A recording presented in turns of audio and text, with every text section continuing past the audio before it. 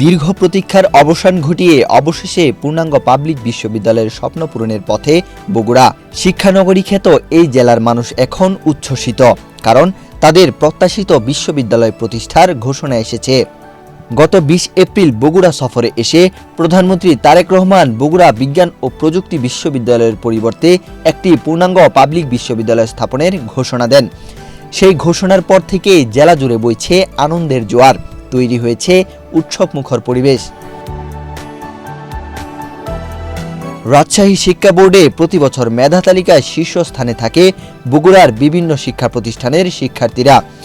HSC পাশ করার পর জেলা শিক্ষার্থীদের উচ্চশিক্ষার জন্য যেতে হয় দূরের বিভিন্ন পাবলিক বিশ্ববিদ্যালয়ে।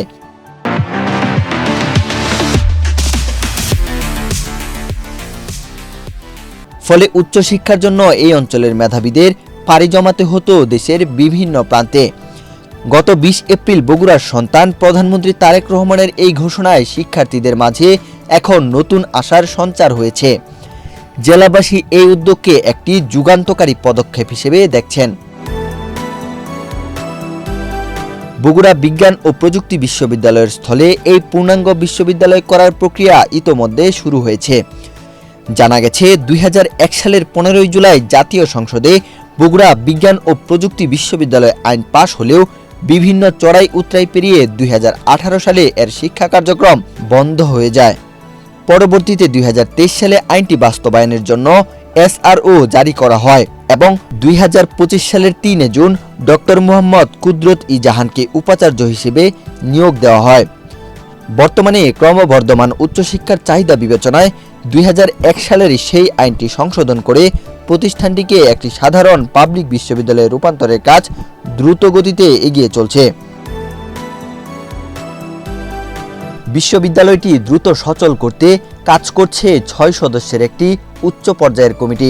শিক্ষা মন্ত্রণালয়ের অতিরিক্ত সচিব আলিফ রুদাবাকে সভাপতি করে গঠিত এই কমিটি ইতোমধ্যে আইন সংশোধনের খসড়া নিয়ে কাজ করছে। এ লক্ষ্যে বর্তমান বিজ্ঞান ও প্রযুক্তি বিশ্ববিদ্যালয়ের সকল কার্যক্রম সাময়িকভাবে স্থগিত রাখা হয়েছে। আইনটি মন্ত্রিসভায় উপস্থাপন এবং জাতীয় সংসদে পাশের পরেই পূর্ণাঙ্গ রূপ পাবে এই বিদ্যাপীঠ।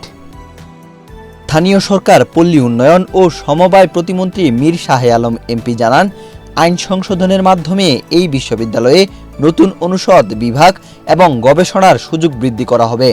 এতে কেবল বগুড়া নয়, বরং পুরো উত্তরাঞ্চলের শিক্ষার মানোন্নয়ন ঘটবে এবং স্থানীয় অর্থনীতিতে ইতিবাচক প্রভাব ফেলবে।